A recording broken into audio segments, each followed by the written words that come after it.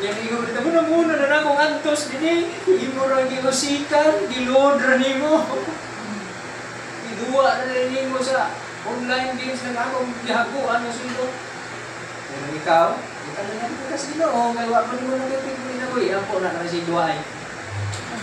Ampo ka magubay ang singkon. Pagaan man singkon. Sakto ha? Sakto? Dili. Dili ka. Palit na. Dili yapon kay magpapalit pa yung otro. So unsa ba kay yapon na to? Makaluyan siya sa Ginoo, nga makaangko siya, nga dili na niya buhaton ka na. Kaluyan siya sa Ginoo, nga ang Ginoo magbuhat og paagi nga malamdagan siya. Amen. Amen. Diba? Hallelujah. Kaya nga naman, Lord, sama sa gibuhat nimo kanina to sa ako, manungon kay ko, gibangko ko nimo, Lord, ako giyampo, pagmasok ko siya Ginoo. Amen? Nahimo man ganin nimo sa ako, Lord, nahimo kong gilamdagan, Lord, nagdisa ka sa Ginoo.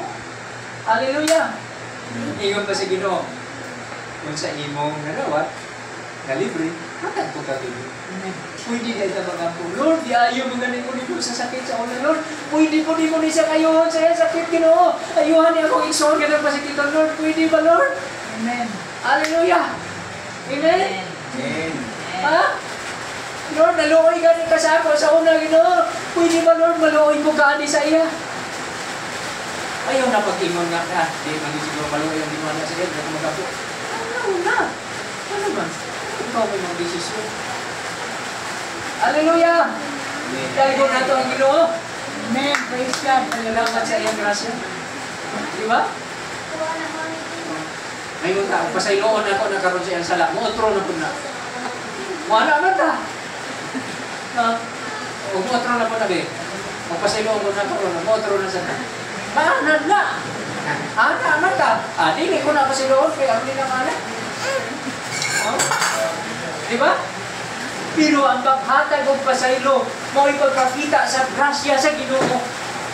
Kay siya nagpakita sa grasya kanato, naibalo na ang Ginoo sa atong unahan. Nangatag pasaylo karon kung simple mo balik na kuda to. Wato na kuto na to. Pero lang na ingon ang Ginoo nga. O buhion ta pagkakaroon pasayloon ta ka. Lami ano sa kapatyon karon. Buhion ta pagkakaninay kag pasaylo. Mubalik ka raman yapon. Kita na lang pasaylo. Pero dili. Dadaan ka pa sa Ginoo ang grasya. Nasayod na ang Ginoo nga mga sala ko. Pero, namatay na magod siya sa atong mga sala. Dili lang sa sala karon, dili lang sa sala kagahapon, kung bisan pa atong sala, ngawa pa nato mabuhat sa umalabot, kay naglingkod siya sa trono sa grasya, ug siya ang atong tingpataliwala ug atong manlalaban. Ug mabasa nato nga sinulat naa diha sa Hebrewanon kapitulo 4, 14 hangtod sa 16, ug sulat ni Apostol Juan, 1 John chapter 2, 1 and 2. Na dili unta buot ang Dios nga magpakasala kita, pero kung doon na may makasala, doon na kita'y madampan na itong manlalaban ng mga Panginoong Jesucristo.